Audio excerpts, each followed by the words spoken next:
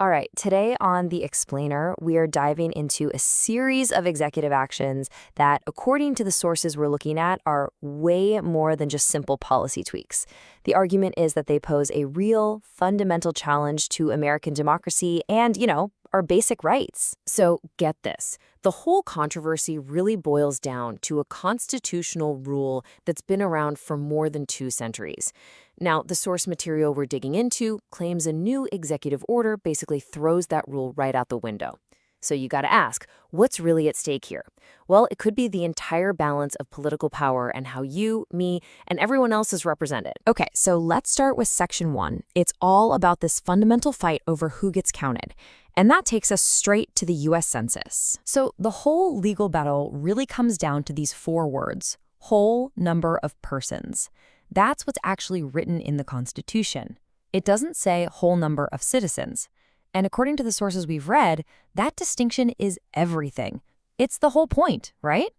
The census was set up to count everybody living in a state to figure out how many seats they get in the House. Simple as that. And that's exactly why you have legal scholars, the ones cited in our sources, basically sounding the alarm bells.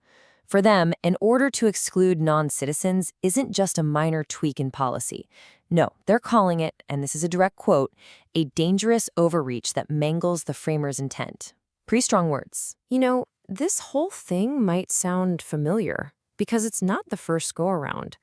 Just back in 2019, this kind of issue went all the way to the Supreme Court. They shut down an attempt to add a citizenship question to the census, and they didn't mince words. They called the official reason for it contrived, basically made up. So that past ruling is a really important backdrop for what's happening now. Okay, so that brings up a big question. If the legal case is so wobbly, what's the real driver here? Well, that leads us to our second section, the high-stakes race to redraw the country's political maps. And here's the alleged goal laid out plain and simple in the materials we've reviewed. The argument is this: it's not really about counting people, it's about shifting power. The idea is to completely change how congressional seats are handed out and to do it just in time to influence the 2026 midterm elections. And the scale of this is just, wow, 10.5 million. That is the number. It's the estimated number of undocumented immigrants that our sources say would be completely left out of the count. I mean, think about that. You're talking about removing a group of people larger than the whole population of Michigan. Taking them out of the equation would absolutely cause a huge shift in political power. And look, this isn't just a what-if scenario. The source material points to several states that are reportedly already making moves. You've got Indiana, where there's pressure to just skip the normal 2030 data. Then there's Texas, pushing new maps that, just happened to carve up majority Latino districts. In Ohio, old gerrymandering lawsuits are suddenly back on the table. And Florida, they're reportedly setting up what they call an emergency panel to fast-track the whole process. All right, moving on. The sources we're examining argue that this idea of exclusion isn't just some abstract thing happening on paper with the census. No, they draw a straight line from that to the very real physical detention of people and to an alleged effort to just silence any talk of human rights abuses. And when you look at the numbers, it's pretty staggering. You can see a system that's just exploding. Since 2021, ICE detention has apparently surged by 140%. 140. And at the same time, the use of solitary confinement is also way up. What's really key to understand, though, is that this is mostly a private business. 90% of these places are run by for-profit companies. We're talking about a multi-billion-dollar industry. 37,000. Let's just pause on that number for a second. 37,000 people. According to our sources, that's how many are held in ICE detention on any given day. It's a number that really puts that 140% surge we just talked about into perspective, doesn't it?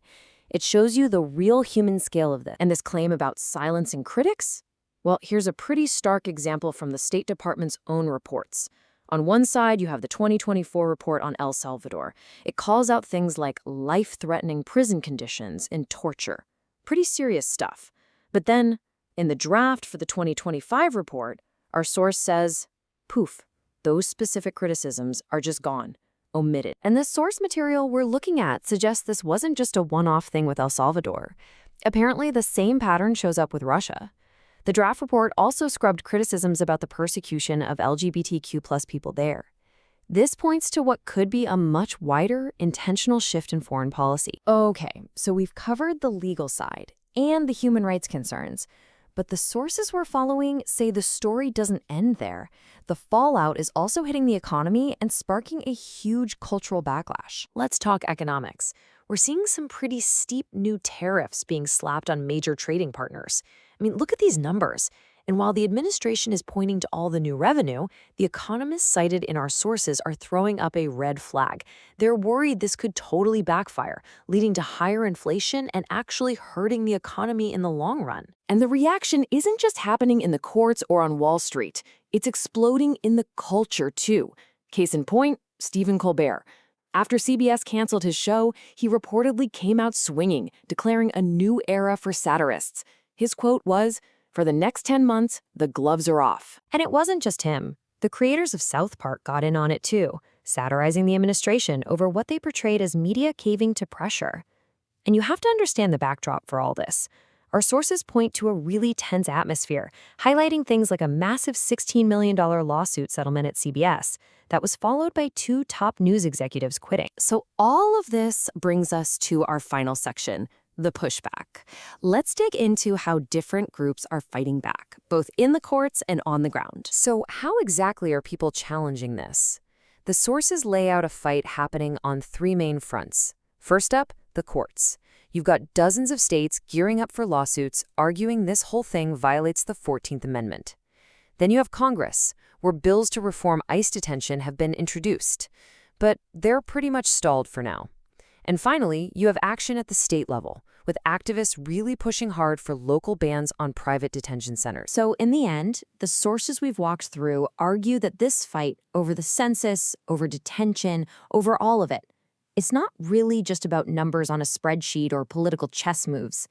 They say it boils down to something much more fundamental, a question that's both simple and incredibly profound.